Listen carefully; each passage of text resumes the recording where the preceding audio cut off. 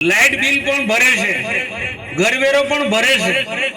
15-20 વર્ષથી કોઈને કઈ દેખાયું ના ને હમણાં 10 દિવસ પર નોટિસ આપવાનું ચાલુ કર્યું છે। એમનો વીજ કનેક્શન કાપી નાખ્યું છે। ભાઈ આ બહુ ગંભીર બાબત છે। પછી અધિકારીઓ એમ ના કે એમ મનસુખ એમને તતરાવે છે। જે બી હોય તો અમારો સંપર્ક કરો ભાઈ મામલતદાર સાહેબ।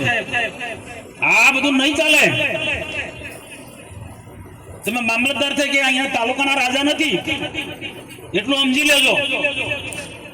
કોઈ ગરીબ લોકોને રંજાડવાનો એક કોઈ સંજોગોમાં ના ચલવી લે। કઈ હોય તો એના નિયમ પ્રમાણે ચાલે। નોટિસ આપો, વૈકલ્પિક વ્યવસ્થા કરો। વૈકલ્પિક વ્યવસ્થા કરવાની હોય કે ના કરવાની હોય? ડીડીઓ શ્રી શું કહ્યું મેં?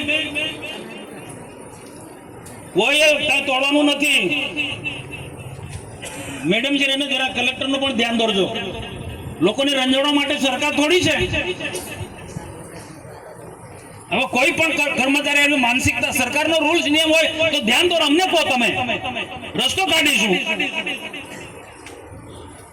આ રીતના વીજ કનેક્શન 15-20 વર્ષથી લોકો રહે છે, આખા દુનિયામાં રહે છે સરકારી જમીનોમાં। તમારે કોઈ પ્રોજેક્ટ લાવો છે મધ્યાહન ભોજન વાળો, એ પણ ખબર પડી। મધ્યાહન ભોજનનો પ્રોજેક્ટ લાવો છો, કેમ ભાઈ? મધ્યાહન ભોજનના સંચાલકો ક્યાં જવાના છે? અહીંયા એક જ સેન્ટરમાં બધું મધ્યાહન ભોજન અહીંયા બધું બનવાનું છે ને અહીંયાથી આખા તાલુકામાં બધું સપ્લાય કરવાના છે। પૂછો અહીંયા કોઈ પણ પ્રોજેક્ટ લાવતા પહેલા અહીંના સ્થાનિક આગેવાનોને પૂછો, તાલુકા પ્રમુખને નથી પૂછ્યું, અહીંયા અમને પદાધિકારીને કોઈને પૂછ્યું નથી। કલેક્ટરને પણ કહી દો તો કોઈ પણ પ્રોજેક્ટ અહીંયા લાવતા પહેલા અમારી સાથે પરામર્શ કરે।